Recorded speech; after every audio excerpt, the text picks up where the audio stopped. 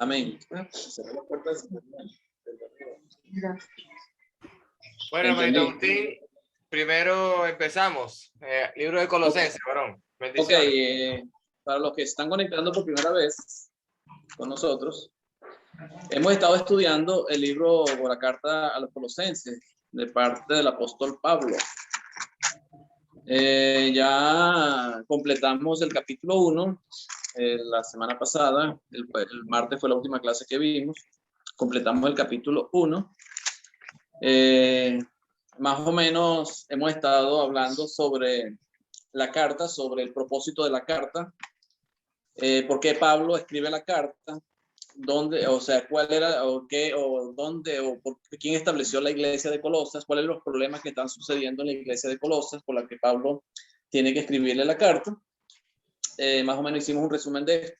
No sé si Alejandro quiere más o menos un resumen de lo que hemos hablado hasta ahora, de lo que tengas ahí en tus anotaciones. Amén, varón. Especialmente del capítulo 1, para después pasar al capítulo 2, que es lo que nos corresponde hoy. Estuvimos conversando que este inicio de Colosenses, y bueno, conversábamos el capítulo 24 el martes pasado, capítulo 1, verso 24, que decía: ahora me gozo en lo que padezco por vosotros y cumplo en mi carne lo que falta en de las aflicciones de Cristo por su cuerpo, que es la iglesia. Entonces Pablo se gozaba por los padecimientos de la congregación, de la iglesia. Entonces citábamos el libro de Hechos, como los apóstoles se gozaban en ese padecimiento, como Hechos capítulo 5, vemos ahí a los apóstoles que se gozaban ante ese padecimiento. Conversábamos también que Jesús les había dicho que los enemigos serán los de su propia casa, porque el tema es que de entre nosotros mismos, dentro de la iglesia, estaban saliendo esos que estaban lamentablemente pervirtiendo el evangelio de Cristo. Entonces leímos también el verso 25, hablando de cuál fui hecho ministro. Entonces el apóstol Pablo dice que gracias a Cristo fue hecho ministro según la administración de Dios que le fue dada para con nosotros, y que anuncie cumplidamente la palabra de Dios. Siempre todo lo que se hizo fue para la gloria de Dios y hacer lo correcto, lo que estábamos conversando también. Y de dónde viene el apostolado de Pablo y ese ministro de Pablo, ese ministerio tan grande que tiene Pablo, no fue de hombre directamente, sino que el mismo Jesucristo, camino a Damasco, se le presentó a él en esa gran visión, en ese gran resplandor, que él se cayó inclusive, quedó hasta ciego de lo que estaba observando, y fue el mismo Jesucristo diciéndole que por qué me perseguías. Saulo, Saulo, ¿por qué me persigue? Eso lo vemos en el libro de los Hechos. Luego leímos parte del 26, el misterio que había sido oculto ante los siglos y edades, ese misterio que era el evangelio de Jesús, que ni siquiera, como conversaba mi hermano Agustín, que ni siquiera un Satanás conocía, porque si lo hubiese hecho no hubiera permitido que Jesucristo hubiera tomado la victoria en esa cruz. Se citó también parte de las profecías que los antiguos habían hablado, como el profeta Isaías, que había hablado también de que él iba a ser un balón de dolores y que iba a ser llevado al matadero como oveja delante de sus trasquiladores, como dice Isaías 53. Y citamos entre otros pasajes, pero más o menos eso fue lo que estuvimos conversando, hermanitos. Bendiciones. Amén. Agustín, activa tu micrófono, por favor. Importante eso, porque si no, no me escuchan. Bueno, en la iglesia de Colosas, Pablo empieza la carta alabándolos porque ellos, a pesar de las situaciones que estaban viviendo, del problema doctrinal que estaba teniendo la iglesia de Colosas con los falsos maestros que estaban introduciendo, ellos tenían fe en Jesucristo y amaban a los hermanos. Ellos eran hermanos, aunque estaban mal encaminados por los falsos maestros, ellos tenían fe, y hablábamos de eso, de la fe que ellos tenían, del amor que tenían entre los hermanos, y que el hecho de que tuvieran fe y tuvieran amor por los hermanos no significaba que estuvieran haciendo lo correcto. Y poníamos como ejemplo muchas de las religiones que existen hoy, donde la mayoría de las personas son sinceras, o sea, son sinceras, gente que ama a Dios, gente que tiene fe en Jesucristo, gente que aman a los hermanos, aman al grupo donde pertenecen y son sinceros. Pero el hecho de amar a Cristo, de tener fe en Cristo, de amar a los hermanos, no significa que andes en el camino correcto. Y por eso Pablo los corrige. Porque ¿qué estaba pasando en Colosas? En Colosas estaban introduciendo falsos maestros, como era el gnosticismo antiguo, donde se hablaba de que algunos hermanos tenían ciertos conocimientos que querían imponer dentro de la iglesia allá en Colosas, y que este hermano que fue el que le predicó a ellos, que se llamaba, ¿se acuerdan cómo se llamaba? Epafras, que fue el que estableció la obra o fue el que le predicó a los colosenses, la preocupación que él tuvo al ver estos falsos hermanos que estaban convenciendo a los cristianos de Colosas a seguir enseñanzas distintas o lo que era el evangelio que ellos habían creído al principio, tuvo que acudir a Pablo para buscar la ayuda de Pablo para corregir lo deficiente que de lo que estaba sucediendo. Estos falsos hermanos, entre ellos habían judaizantes y estos que se decían tener el conocimiento de las cosas de Dios y que querían enseñar y imponer sus enseñanzas. También negaban la existencia de Cristo en carne, que es lo que el apóstol Juan enseñaba, que era el anticristo, los que negaban al que Cristo había venido en carne. Y por eso Pablo, aquí en esta carta, él hace mucho énfasis que la salvación es en Cristo, que Cristo fue la imagen del Dios invisible, que Cristo fue crucificado, que Cristo los rescató en su carne. Empieza el capítulo 1, versículo 21. Y a vosotros también que eres en otro tiempo extraños y enemigos en vuestra mente haciendo malas obras, ahora os ha reconciliado en su cuerpo de carne, en su cuerpo de carne. Dice el versículo 19, por cuanto agradó al Padre que en él habitase toda la plenitud. O sea, Pablo se está refiriendo a Jesucristo como que él en la carne, él tiene toda la plenitud de ¿qué? De la deidad, como él complementa en el capítulo 2, versículo 9, porque en él habita corporalmente toda la plenitud de la deidad. Entonces, Pablo simplemente está demostrándole a los colosenses, enseñándole a los colosenses, de que Cristo sí vino en carne y que él era Dios en carne, y que en carne fue que se sacrificó por ellos para que ellos fueran salvos, para que ellos puedan tener la justificación de sus pecados ante Dios.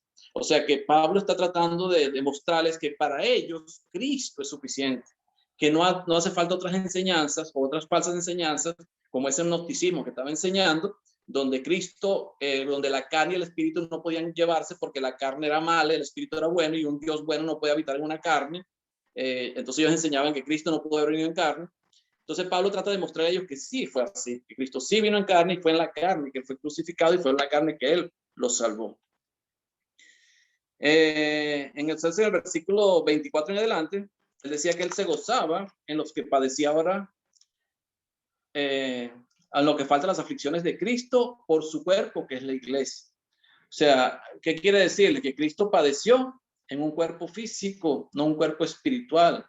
Él padeció en un cuerpo físico porque todas las aflicciones, todo lo que padeció Cristo fue en la carne, porque él habitó entre nosotros, como decía el apóstol Juan en su primera carta, o en el Evangelio, él vino y se hizo carne y habitó entre nosotros. O sea, Juan insistía siempre que Jesucristo se hizo carne, habitó entre nosotros. Él no era simplemente espíritu, sino que era carne.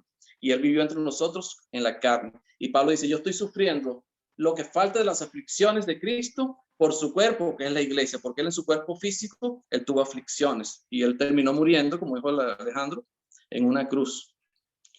Dice, de la cual fui hecho ministro de la iglesia, según la administración de Dios que me fue dada para con vosotros, para que anuncie cumplidamente la palabra de Dios. Y sabemos que él fue llamado, como decía Alejandro hace rato, él fue llamado al ministerio cuando perseguía al cristianismo, perseguía a la iglesia como un judío celoso de las tradiciones de sus padres, pensando que el cristianismo era una religión que se había levantado en contra de Dios y que él tenía que acabar con eso, acabar con ese grupo que se había levantado. O sea, Pablo era sincero, él no hacía eso porque era malo, sino que él pensaba que con eso estaba haciéndole un favor a Dios o estaba ayudando en la obra de Dios.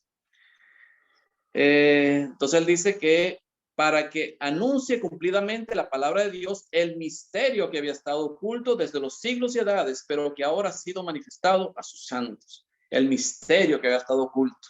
Dios desde el principio había tenido un plan para salvar a la humanidad, para salvar al hombre de la condenación eterna. Y ese misterio estaba oculto, porque ningún hombre lo pudo saber, nadie lo pudo entender. Fue revelado, ahora fue revelado, o sea, hace 2000 años en el primer siglo fue revelado, pero que nadie podía entender, porque ¿cómo alguien podía entender que Dios iba a salvar a la humanidad enviando a su Hijo, Jesucristo, en carne y a morir en una cruz? O sea, ¿quién podía entender eso? Para nosotros hoy en día a lo mejor se nos hace más fácil y no nos sorprendemos cuando escuchamos eso. Pero en aquel tiempo, escuchar algo como eso, como decía Primera de Corintios, ¿verdad? Es locura. O sea, para los griegos eso era locura. Para los judíos era tropezadero, porque la ley decía que todo aquel que moría en una cruz era maldito. Entonces, ¿cómo Dios iba a utilizar un sistema de maldición para salvar a la humanidad? Eso era algo que nadie podía entender. Era algo que no podía entender. Por eso era un misterio que estaba oculto. Y aquí mismo lo dice el apóstol Pablo. Dice, a quienes Dios quiso dar a conocer las riquezas de la gloria de este misterio entre los gentiles. ¿Cuál es el misterio? Que es Cristo en vosotros, la esperanza de gloria. O sea, Jesucristo es el misterio. Pero no solamente que Jesucristo haya venido en carne, sino de la manera como se sacrificó por nosotros, la manera como nos salvó a nosotros de la condenación eterna. Dice, a quien anunciamos, amonestando a todo hombre en toda sabiduría, a fin de presentar perfecto en Cristo Jesús a todo hombre. ¿Y cuál es el propósito?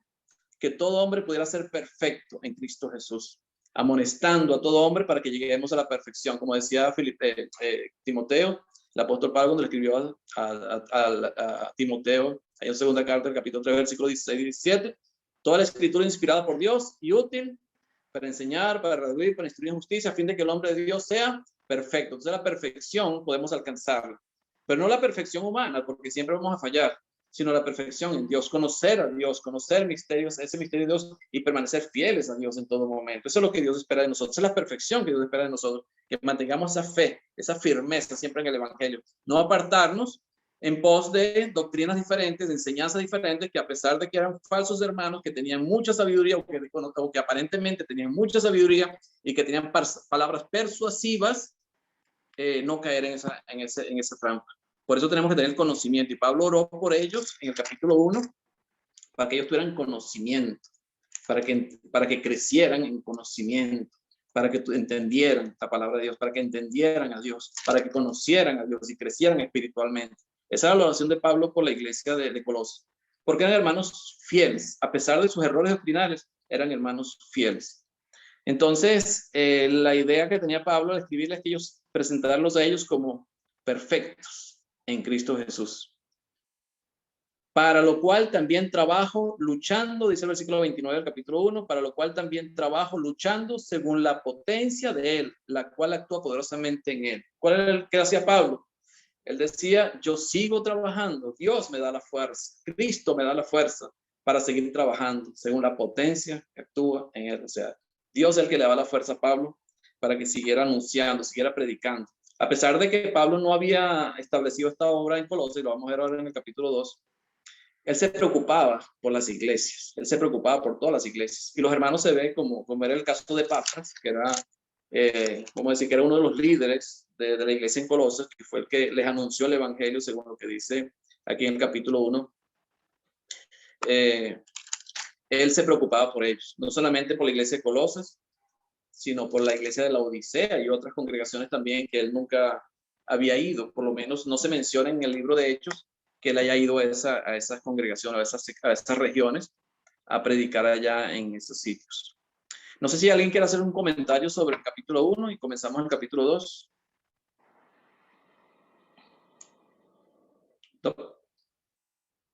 ¿Tiene el micrófono activado? Sí. Todo clarito, Agustín, Alfonso. Está como el agua.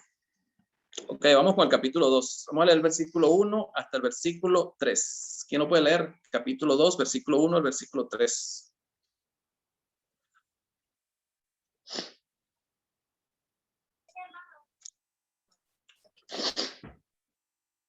Ajá, Alejandro, ¿vas a leer? No, Gaby. porque quiero que sepáis cuán gran lucha sostengo por vosotros y por los que están en la Odisea y por todos los que nunca ha visto mi rostro, para que sean consolados sus corazones, unidos en amor, hasta alcanzar todas las riquezas del pleno entendimiento, a fin de conocer el ministerio del Dios Padre y de Cristo, en quien están escondidos todos los tesoros de la sabiduría y del conocimiento. Y del conocimiento. Amén, así es, hermanita, gracias. Entonces Pablo le escribe a los colosenses y le dice, porque quiero que sepáis cuán grande lucha sostengo por vosotros. Fíjese que él sostenía una lucha. ¿Y cuál era la lucha que tenía Pablo por los colosenses? Y no solamente por los colosenses, sino por la iglesia de la Odisea. Además, cuando él termina la carta a los colosenses, él dice que esta carta no solamente se debe leer en Colosas, sino que también en la Odisea. Dice el versículo 13 del capítulo 4. Porque de él doy testimonio de que están en la Odisea. Saludos a los hermanos.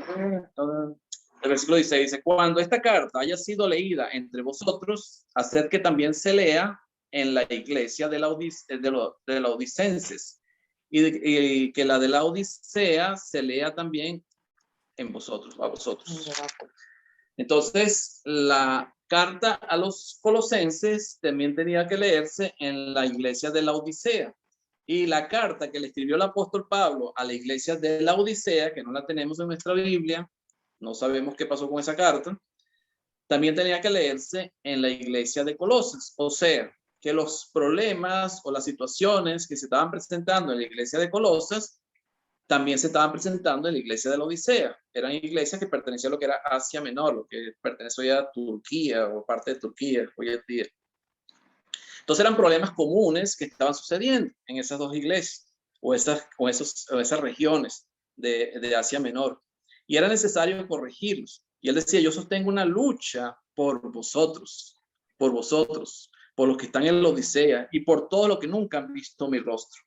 Entonces, según el apóstol Pablo, hay gente que interpreta de que los de la Odisea y los de Colosas sí conocían a Pablo, pero había otros que no conocían a Pablo, por lo menos nunca le habían visto su rostro. Pero creo que el versículo 1 no es lo que está diciendo. Él dice, porque quiero que sepáis cuán grande lucha sostengo por vosotros y por los que están en la Odisea y por todos los que están, los que nunca han visto mi rostro. Es como que yo diga, salúdame a tu papá, a tu mamá y a toda la familia. O sea, es como complementando lo que vengo diciendo. O sea, que según lo que se entiende acá, que Pablo nunca había ido a la iglesia de Colosas ni había ido a la iglesia de la Odisea, o por lo menos de esas regiones. Y había otras regiones que tampoco Pablo había ido y que no conocían tampoco su rostro. Por eso él habla, y a todos los que nunca han visto mi rostro. Ahora, ¿cómo podemos saber que esto es así? No solamente por lo que dice el versículo 1, sino también cuando nos vamos al capítulo 1, el versículo 4 dice, habiendo oído de vuestra fe en Cristo Jesús y del amor que tenéis a todos los santos. Fíjense que Pablo no estuvo presente y no conoció ese amor y esa fe y ese amor que tenían los laodicenses o los colosenses por los hermanos y por Cristo, ¿verdad? La fe por Cristo y el amor por los hermanos. Sino que él lo escuchó. ¿Lo escuchó de quién? Fíjense lo que dice el versículo 7. Como lo habéis aprendido de Epafras, nuestro consiervo amado. ¿Qué fue lo que aprendió la iglesia por medio de Epafras? El versículo 6. Que ha llegado hasta vosotros así como a todo el mundo y lleva fruto y crece también vosotros desde el día en que oísteis y conociste la gracia de Dios en verdad. ¿Quién les anunció la gracia de Dios? ¿Quién les anunció el evangelio a los colosenses? Epafras. Entonces el mismo Pablo está reconociendo, está anunciando de que él no presenció, no estuvo ahí, sino que él escuchó y les dice que el mensaje del evangelio, de la gracia de Dios, o la palabra verdadera del evangelio, la anunciaron, la aprendieron de Epafras, que era un consiervo amado, que es un fiel ministro de Cristo para vosotros. Es lo que le está diciendo. Por eso podemos decir que Pablo no estuvo en Colosas, ni en la Odisea, ni en otras iglesias que son cercanas a esa región. Además de eso, en el capítulo 4, o normalmente Pablo cuando se despedía en las cartas, él él saludaba a muchos hermanos de esa iglesia. En este caso no lo hace. Él manda saludos, pero no menciona sino a Arquipo, a uno solo. Mira que cumplas el ministerio que recibiste en el Señor, solamente a uno. Entonces no se ve que él salude a muchos hermanos, aparentemente no los conocía físicamente. Tenía referencia, había escuchado el amor de ellos, pero no los conocía físicamente. Pero se preocupaba por ellos. Dice el versículo 2, para que seáis consolados sus corazones, unidos en amor, hasta alcanzar todas las riquezas de pleno entendimiento, a fin de conocer el misterio de Dios, el Padre y de Cristo. Porque ellos tenían que alcanzar todas las riquezas de pleno entendimiento, a fin de conocer el misterio de Dios y del Padre. Si ellos ya habían predicado el Evangelio. Ya Epafras les había predicado el Evangelio y ya les había dicho que Cristo había muerto por ellos en una cruz, y que ellos tenían que morir con Cristo también en el bautismo, era necesario. Pero aparentemente, por los falsos maestros que se habían introducido, ellos estaban empezando a creer otras cosas. Entonces su entendimiento estaba siendo desviado hacia otras enseñanzas que eran contrarias a lo que Dios, o a lo que Epafras el mensaje que Epafras le había dado de parte de Dios, que era el Evangelio. Porque era difícil de entender. Y habían hermanos, o estos hermanos, falsos hermanos, que estaban enseñando diferentes doctrinas, diferentes enseñanzas. Ellos a lo mejor no estaban entendiendo el misterio, no lo habían comprendido. Fíjense, vamos a 1 Corintios un momentico para leer lo que dice el apóstol Pablo a los Corintios, en el capítulo 1, del versículo 18 en adelante, sobre la sabiduría, el entendimiento. Dice el versículo 18, porque la palabra de la cruz es locura a los que se pierden, pero a los que se salvan, esto es a nosotros, es poder de Dios. Entonces, ¿quién eran los que se perdían? ¿Por qué para los que se pierden la palabra de la cruz es locura?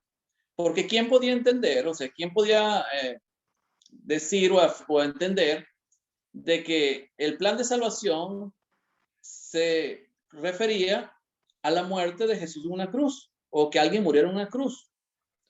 Porque para el primer siglo, para lo que era el judaísmo, el primer siglo, hasta para los mismos gentiles, era inaceptable que una persona muriera en una cruz. Y más siendo santo, más siendo el Hijo de Dios, eso era imposible para ellos entenderlo, ellos no podían entender. Por eso para los que se pierden es locura. Más para nosotros, los que sí entendemos, los que sí aceptamos ese plan de salvación de Dios, ¿qué es? Esto es para nosotros el poder de Dios. Pues escrito está, fíjense el versículo 19, pues escrito está, destruiré la sabiduría de los sabios y desecharé el entendimiento de los entendidos. ¿Qué estaba escrito? Voy a desechar la sabiduría de los sabios y voy a destruir la sabiduría de los sabios y voy a desechar el entendimiento de los entendidos. Había muchas personas que eran sabias, había muchas personas que eran entendimientos, pero con el plan de Dios, ninguno lo puede entender. Por eso Dios los desechó. O sea, ellos no pudieron entender, por eso era difícil, por eso era un misterio escondido que fue revelado después. Dice el versículo 20, ¿dónde está el sabio? ¿Dónde está el escriba? ¿Dónde está el disputador de este siglo? ¿Quién es el disputador de este siglo? No ha enloquecido Dios la sabiduría del mundo. ¿Qué hizo Dios? Enloqueció la sabiduría del mundo, porque nadie pudo entender, nadie podía, y la mayoría no lo aceptaba, no podía ser. Ellos decían, esto no puede ser así, es imposible. ¿Cómo el Hijo de Dios, siendo Hijo de Dios, muere en una cruz? Es que hasta los apóstoles dudaron, a pesar de que estuvieron 3 años con Jesucristo y vieron todas las señales y los prodigios que él hizo en presencia de ellos. Entonces era difícil de entender, no era fácil de entender, por lo que estaba escrito, por lo que significaba la cruz. Era difícil para ellos, no solamente lo que era el dolor físico que representaba la cruz, sino la humillación de morir en una cruz. No solamente para el que moría en la cruz, sino para la propia familia. La familia era humillada cuando tu hijo, tu familiar, moría en una cruz. Era terrible. Entonces, ¿quién podía entender eso? Era difícil. Por eso Dios enloqueció la sabiduría del mundo. Según la sabiduría del mundo, eso es una locura. Pero según la sabiduría de Dios, es una locura. Y eso es lo que Pablo trata de enseñar a los colosenses. O sea, ustedes le están enseñando que esto no puede ser así. Pero sí es, porque esa es la sabiduría de Dios. Y es lo que ustedes tienen que permanecer fieles. Fue lo que Dios vino a enseñarles. Dice el versículo 21. Pues ya que en la sabiduría de Dios, el mundo no conoció a Dios mediante la sabiduría.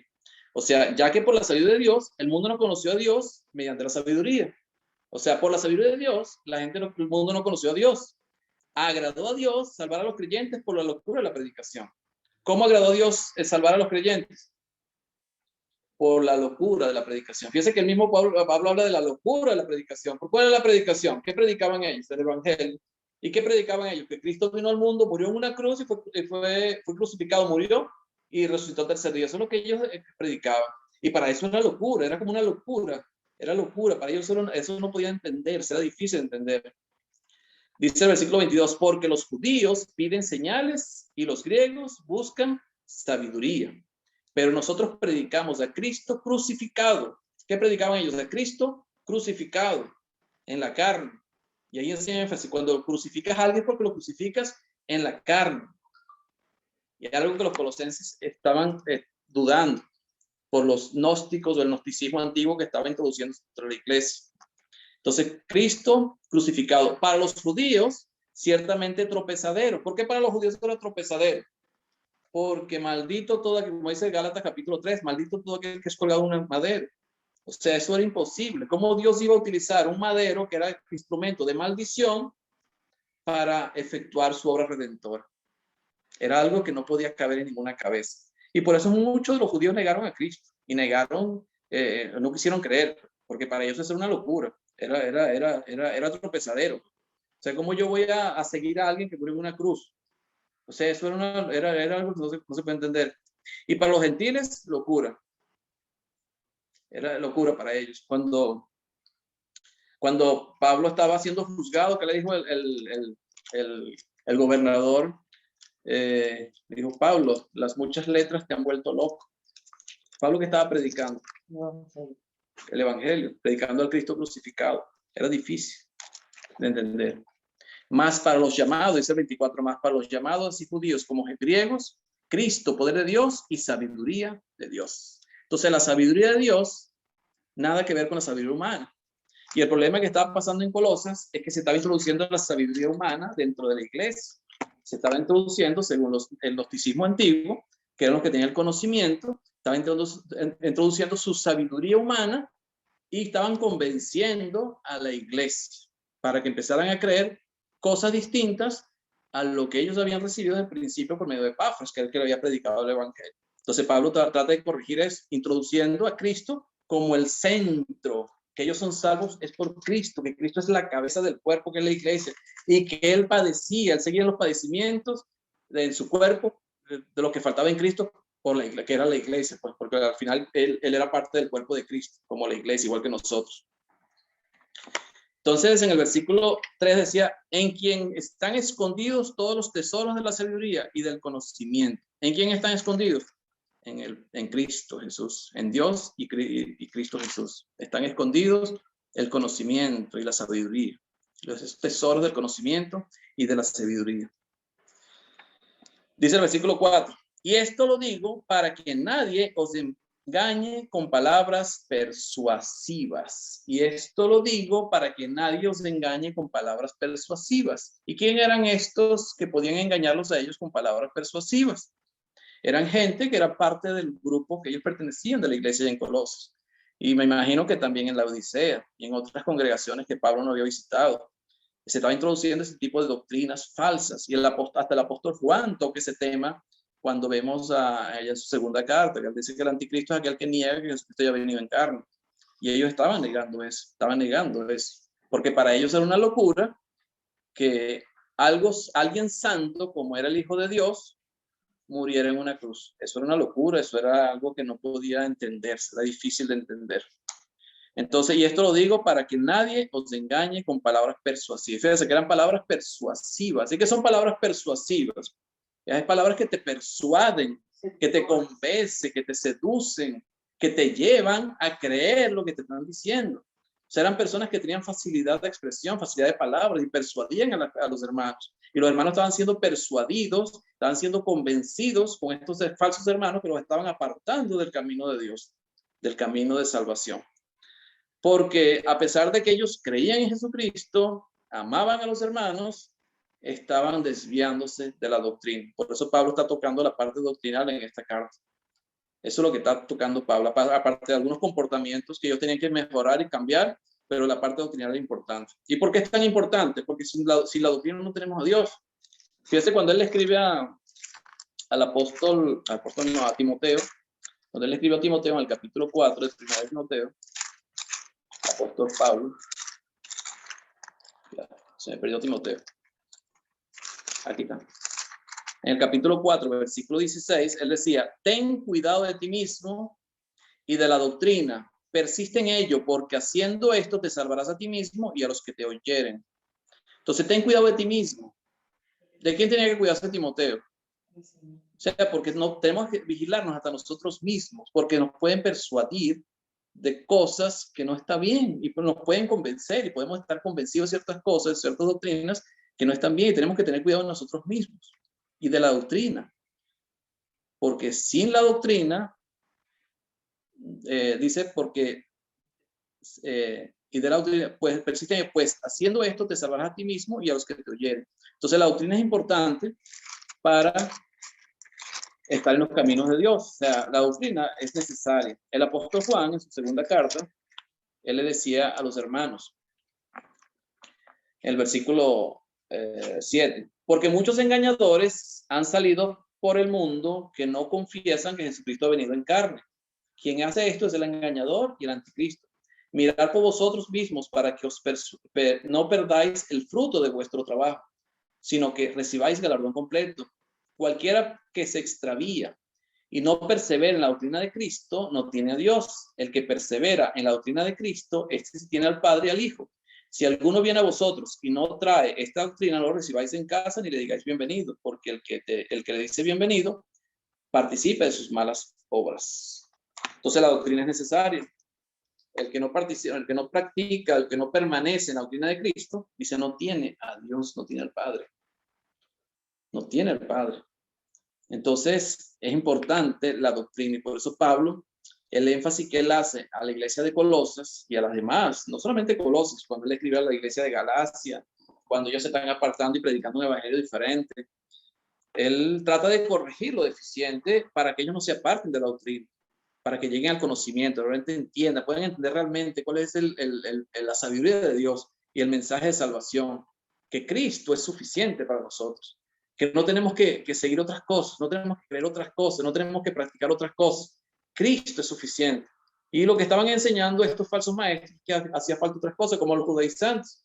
Los judaizantes o los cristianos judíos le querían enseñar a los gentiles que ellos tenían que guardar la ley para poder ser salvos. O sea que para ellos Cristo no era suficiente.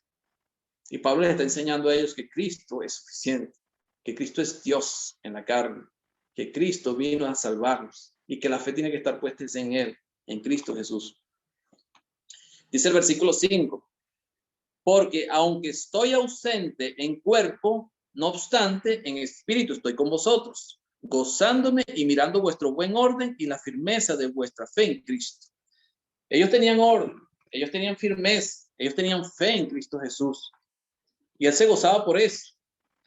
Es más o menos como cuando él escribe a los Corintios en el capítulo 1, en el versículo 12 en adelante, donde él alaba a los hermanos porque están predicando. Pero unos predicaban por envidia, otros por contienda, pero él decía, me glorío porque de una forma o de otra, Cristo está siendo anunciado. Y él se gloriaba por eso. Y aquí Pablo se está gloriando porque los hermanos tienen un buen orden y firmeza en la fe en Cristo Jesús. O sea, la fe en Cristo Jesús no había fallado. Estaban entendiendo, estaban enseñando ciertas doctrinas diferentes, pero su fe no había cambiado. Ellos seguían creyendo en Cristo Jesús, seguían amando a los hermanos, tenían un orden, un buen orden, ¿verdad? En cuanto a las cosas que habían creído. Pero están siendo convencidos por falsos hermanos de doctrinas que no eran según la verdad, no eran según la gracia, no era según la justicia de Dios. Por tanto, dice el versículo 6, de la manera que habéis recibido al Señor Jesucristo, andad en él. Entonces, por tanto, de la manera que habéis recibido al Señor Jesucristo, andad en él. Y la semana pasada estuvimos hablando de eso de recibir al Señor Jesucristo. Y el hermano Roberto hacía la pregunta, dice, bueno, ¿podemos decirle a un hermano, tú recibes al Señor Jesucristo? Y lo que hay que entender es que esa manera de recibir al Señor Jesucristo no es como se predica hoy en las iglesias evangélicas o los grupos denominacionales, donde para ellos la salvación es solamente por fe, donde tú haces una oración de fe y recibes al Señor y ya eres salvo. Eso es lo que tenemos que entender, que el Pablo lo que se está refiriendo aquí no es a eso. El hecho de recibir al Señor tiene su significado y tiene su manera de interpretarse correctamente según la palabra de Dios. Fíjense lo que dice el Evangelio de Juan en el capítulo 1. El apóstol Juan cuando escribe su Evangelio. ¿Qué significa recibir al Señor? ¿Qué significa para nosotros recibir al Señor? ¿Y qué se entiende por recibir al Señor? Capítulo 1 del Evangelio de Juan, versículo 12. Dice, mas a todos los que le recibieron, dice, a los que creen en su nombre. ¿Quiénes son los que lo recibieron? Los que creen en su nombre les dio potestad de ser hechos hijos de Dios, los cuales no son engendrados de sangre, ni de voluntad de carne, ni de voluntad de varón, sino de Dios. O sea, aquí está hablando de un nuevo nacimiento. Pero los que reciben al Señor son los que creen en su nombre. Ahora, ¿qué es creer en el nombre del Señor Jesucristo? ¿Qué es creer en Jesucristo? ¿Qué significa creer en Jesucristo? Porque el problema que tienen los grupos denominacionales es que para ellos el creer en Jesucristo es simplemente intelectual, es simplemente en la mente saber que Jesucristo es Dios, que murió en una cruz y resucitó al tercer día. Ya para ellos es suficiente para ser salvo. Cuando yo acepto esa creencia, esa fe que me han predicado, que predican ellos, que nosotros también predicamos, ¿verdad? Para ellos es suficiente, ellos no necesitan hacer más nada. Pero cuando hablamos de fe, la fe verdadera, eso no solamente se refiere a algo intelectual, sino que va mucho más allá. Y nos podemos ir a Hechos capítulo 2, cuando se predica el Evangelio por primera vez, después que Jesucristo se va al cielo, que predica el apóstol Pedro en este caso. En el capítulo 2 conocemos la historia, donde están en una fiesta llamada Pentecostés, los apóstoles. Dice que reciben el Espíritu Santo como bautismo, son bautizados en el Espíritu Santo, reciben poder, hablan en lenguas. Y había una multitud de personas reunidas en Jerusalén para la fiesta de Pentecostés. Y Pedro toma la palabra y empieza a anunciarles sobre Jesucristo. Empieza a hablarles sobre Jesucristo, que él era el Mesías, que él había venido al mundo, que ellos lo habían matado, pero que su cuerpo no había permanecido en la tumba, sino que había resucitado. Y entonces pone como ejemplo a David, la profecía de David, donde David su carne no vio corrupción, ¿verdad? Y David no estaba hablando de sí mismo, sino que estaba hablando de otro, porque la tumba de David seguía ahí. Dice, mira, la tumba de David está ahí. O sea que David no podía estar hablando de sí mismo, sino de otro. Entonces Pedro le estaba hablando acerca de Jesucristo. Les predica el evangelio a ellos y ellos creyeron en el evangelio.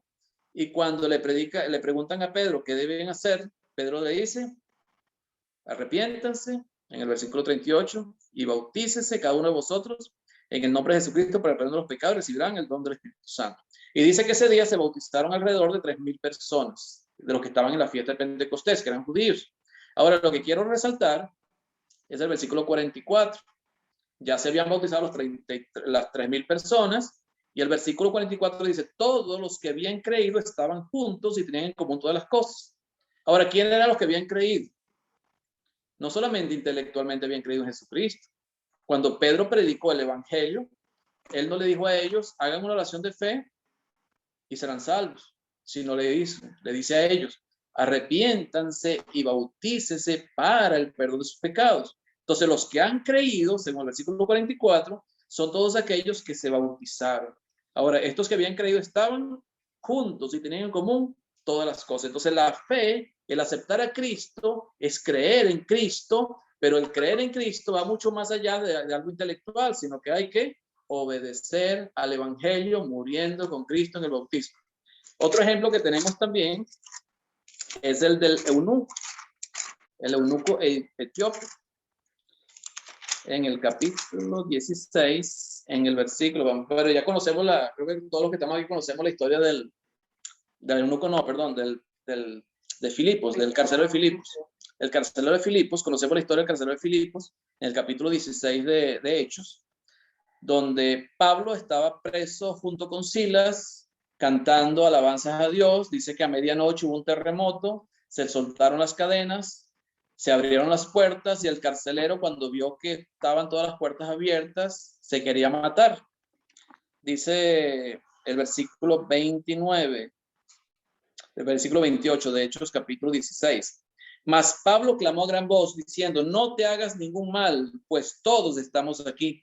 Él entonces, pidiendo luz, se precipitó adentro y temblando se postró a los pies de Pablo y de Silas, y sacándoles les dijo: señores, ¿qué debo hacer para ser salvo?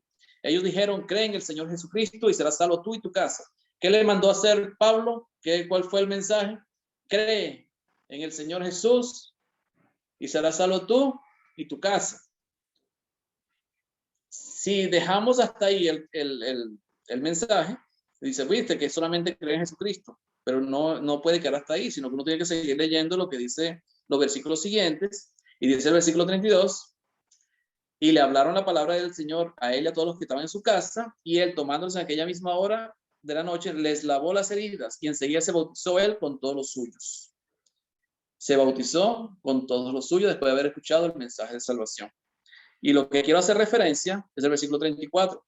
Y llevándolos a su casa, les puso la mesa y se regocijó con toda su casa de haber creído a Dios. ¿Qué significó haber creído en Dios? Haber creído a Dios. ¿Qué significa haber creído en Jesucristo? Los que creyeron estaban todos juntos. Ellos creyeron en Dios. Son todos aquellos que obedecen a Dios, que hacen la voluntad de Dios. El apóstol Juan, cuando le escribía a la iglesia a los cristianos, bueno, a la señora amada, en el segundo de Juan, decía el versículo 6 de Juan, bueno, es un solo capítulo, la segunda carta o la segunda epístola del apóstol Juan. Y este es el amor, que guardemos sus mandamientos. Este es el mandamiento, que andemos en amor, como vosotros habéis oído desde el principio. Entonces, ¿qué es el amor? ¿Cómo demostramos nosotros el amor a Dios? Que guardemos sus mandamientos. ¿Cómo demostramos nosotros el amor a Dios? Guardando sus mandamientos. Si Dios nos manda a bautizarnos para perdonar sus pecados, ¿por qué no hacerlo? ¿Cuál es la razón por lo que no hacerlo? Cuando es claro y es fácil de entender en la palabra de Dios. Entonces, aceptar al Señor, así como habéis recibido al Señor, andad en Él, significa que hayan creído en el nombre de Jesucristo, que han escuchado el mensaje, han creído en el nombre de Jesucristo, han creído en el Evangelio, y han sido bautizados por el perdón de sus pecados. ¿Quién hizo ese trabajo? Epafras, que fue el que les anunció la palabra de Dios a ellos allá en Colosos. Y que Pablo está tratando de corregir las partes deficientes de su vida cristiana en cuanto a la parte doctrinal. Entonces, por tanto, de la manera que habéis recibido al Señor Jesucristo, andad en Él. ¿Cómo debemos andar en Él? Si me amáis, decía Jesucristo en Juan capítulo 14, guardad mis mandamientos. Si me amáis, el apóstol Juan en su segunda carta decía, este es el amor, que guardemos sus mandamientos. ¿Cómo debemos andar como cristianos? Según los mandamientos de Dios, según la voluntad de Dios. No podemos hacer la voluntad de los hombres. Tenemos que identificar quiénes son los falsos maestros, y para poder identificar quiénes son los falsos maestros tenemos que tener conocimiento de la palabra de Dios. Por eso Pablo oraba por ellos, para que fueran llenos de sabiduría, para que crecieran espiritualmente, en el capítulo 1, crecieran espiritualmente, para que fueran llenos de conocimiento de Dios, como dice el versículo 9 del capítulo 1. Por lo cual también nosotros, desde el día que lo oímos, no cesamos de orar por vosotros y de pedir que seáis llenos del conocimiento de su voluntad y de toda sabiduría e inteligencia espiritual. Era lo que necesitaban los colosenses, y es lo que necesitamos nosotros. Dice el versículo 10 del capítulo 1. Para que andéis como es digno del Señor. Para que andéis como es digno del Señor, agradándole en todo, llevando fruto en toda buena obra y creciendo en el conocimiento de Dios. Y eso es lo importante. Porque a medida que nosotros crezcamos espiritualmente, crezcamos en el conocimiento de Dios, tengamos inteligencia espiritual, tengamos sabiduría de Dios, podrá venir cualquier persona persuasiva que tenga palabras persuasivas, pero si yo tengo el conocimiento de Dios, tengo la sabiduría de Dios, tengo el crecimiento espiritual y conozco la voluntad de Dios, va a ser muy difícil que alguien me saque de ahí. que alguien me enseñe algo distinto y me aparte del verdadero camino de Dios. Dice el versículo 7, arraigados, capítulo 2, Colosenses capítulo 2, versículo 7. Arraigados y sobreedificados en Él. ¿Dónde tenemos que estar arraigados y sobreedificados? En Él. ¿Quién es el único donde tenemos que estar arraigados y sobreedificados? En Cristo. No hay otro mensaje, no hay otra doctrina, no hay otro donde tenemos que estar edificados. Ya Cristo es suficiente. Ahí es donde tenemos que estar arraigados. Arraigados significa tener raíces que no nos muevan de ahí, que no nos puedan mover de ahí, que nadie nos mueva de ahí. Y sobreedificados, que vayamos creciendo en Él. Y confirmados en la fe. ¿Qué significa ser confirmados en la fe? Tener el pleno entendimiento, el convencimiento de lo que yo he creído es verdad, pero el verdadero mensaje, el que les predicó Epafras, no el que le estaban predicando estos falsos hermanos que se habían introducido dentro de la iglesia allá en Colosos. Entonces era importante que ellos fueran confirmados en su fe, en lo que ellos habían creído. Ellos tenían fe en Jesucristo, ellos que tenían amor por los hermanos, pero estaban siendo apartados de la verdadera doctrina de Cristo. Estaban empezando a creer que había otras cosas que era necesario hacer, que lo que vamos a ver en el capítulo, el versículo 8 en adelante. Creo que no lo vamos a ver hoy porque no da tiempo, pero lo vamos a ver mañana, el versículo 8 en adelante. Que ellos estaban siendo motivados a creer y a practicar otras enseñanzas distintas a las que ellos habían recibido de parte de Epafras, el verdadero mensaje del Evangelio de Cristo. Así como habéis sido enseñados, dice, así como habéis sido enseñados. Ya lo que le habían sido enseñado, tenían que seguirlo practicando. Ellos no podían empezar a practicar cosas nuevas, que es lo que pasaba en la iglesia de Galacia, según nos dice el capítulo 1, ¿verdad? El apóstol Pablo. Él dice, estoy maravillado, decía el versículo, creo que el versículo 4, si no me equivoco. Gálatas, capítulo 1. Vamos a Gálatas, capítulo 1. Capítulo 6, perdón, versículo 6, capítulo 1, versículo 6. Dice, estoy maravillado de que tan pronto os hayáis alejado del que os llamó por la gracia de Cristo para seguir un evangelio diferente. ¿Qué estaba haciendo la iglesia de Galacia?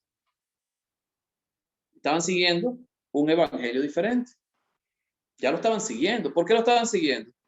Porque habían hermanos o habían cristianos judaizantes que tenían palabras persuasivas y te lo enseñaban en la Biblia, porque era parte de la ley, porque lo que estaban enseñando ellos era que no era suficiente Cristo, sino que ellos también tenían que circuncidarse y guardar la ley para poder ser pueblo de Dios, para poder ser salvos. Entonces se lo enseñaban con la escritura y persuadían a los hermanos gentiles de que era necesario practicar y creer un evangelio diferente. No solamente el evangelio que había recibido de parte del apóstol Pablo, sino que era un evangelio diferente, porque había que incluir ciertas cosas que eran necesarias para la salvación. Dice, no es que haya otro, decía el apóstol Pablo, versículo 7, no es que haya otro, sino que hay algunos que os perturban y quieren pervertir el evangelio de Cristo. Había hermanos cristianos judaizantes de la nación de Israel que estaban enseñando que era necesario guardar la ley para poder ser salvo. Y en Colosas también estaba sucediendo esto, y vamos a ver en el versículo 8 en adelante, cuando veamos estos versículos, en este capítulo 2, donde había hermanos que aparentemente estaban enseñándole a ellos que era necesario seguir guardando ciertas fiestas y ciertas partes de la ley, que era necesario. Entonces no eran solamente los otros hermanos en doctrinas diferentes, el gnosticismo, sino que también los judaizantes estaban atacando a la iglesia en Colosas. Y Pablo está tratando de corregirlos, de ayudarlos, para que ellos entiendan de que ya todo eso había pasado, ya que ya la ley había sido crucificada juntamente con Cristo. Cuando Cristo murió, la ley también murió. Ya ellos no podían ser juzgados ni por días de reposo, ni por comida, ni por bebida, por esas cosas. Entonces era necesario que ellos entendieran de que tenían que seguir en la enseñanza que ellos habían recibido al principio por medio de Epafras, que había sido el que les había predicado. Entonces, así como habéis sido enseñados, abundando en acciones de gracias. Ellos tenían que permanecer abundando en acciones de gracias. ¿Y qué significa acciones de gracias? Que no me quedo solamente con esto en mi mente, en el conocimiento, sino que lo pongo en práctica. Tengo que poner en práctica mis conocimientos, las enseñanzas que he recibido. Si a mí me ha predicado el evangelio, ¿cuál es la manera que yo tengo para agradecerle a Dios por haberme salvado, por haberme ayudado en este camino, por haberme elegido como parte de su pueblo, como parte de su cuerpo, que es la iglesia, buscando que otras personas también puedan llegar al mismo conocimiento que yo llegué. Pero para eso necesitamos tener claros de cuál es la doctrina correcta. Por eso Pablo le dice, es necesario que crezcan. Por eso oro por ustedes, para que crezcan, tengan sabiduría, para que tengan inteligencia espiritual, para que tengan arraigados y sobreedificados en él. Entonces es importante eso, que entendamos que la doctrina es necesaria, es importante para que podamos agradar a Dios y seguir en los caminos correctos. Porque no todo el que ama a Dios, no todo el que tiene fe en Jesucristo, no todo el que ama a los hermanos, agrada a Dios, lamentablemente. Dios le agrada el que hace su voluntad. Allá en Hebreos capítulo 5, el escritor de Hebreos en el versículo 9 decía, el versículo 8 del capítulo 5 de Hebreos decía, y aunque era hijo, por lo que padeció, aprendió la obediencia. Y habiendo sido perfeccionado, vino a ser autor de eterna salvación para todos los que le obedecen. Entonces, ¿Dios qué espera de nosotros? Obediencia, que seamos obedientes a Dios. Puede haber hombres persuasivos, personas que tengan facilidad de expresión y tengan la capacidad de poder persuadir, de convencer mediante palabras, pero siempre es sabiduría humana, siempre tiene que ver con sabiduría humana. Por eso tenemos que conocer la sabiduría de Dios, la cual los hombres no entendieron, que desde el primer siglo no entendieron y que muchos hoy en día siguen sin entender. Pero nosotros cuando le pedimos a Dios sabiduría, Dios nos da esa sabiduría espiritual, ese conocimiento espiritual, para que podamos entender ese misterio que es Cristo en nosotros, esperanza de gloria. Ese misterio que estaba escondido desde los siglos, de las edades de los siglos pasados, pero que ahora fue manifestado a sus santos, a nosotros. Lo fue manifestado. ¿Para qué? Para que también se lo anunciemos a otros. Para los judíos, tropezadero, decía el apóstol Pablo. Para los gentiles, locura. Pero para nosotros, los que creemos, es poder de Dios para salvación. Dios los bendiga, hermano. ¿Preguntas? ¿Comentarios?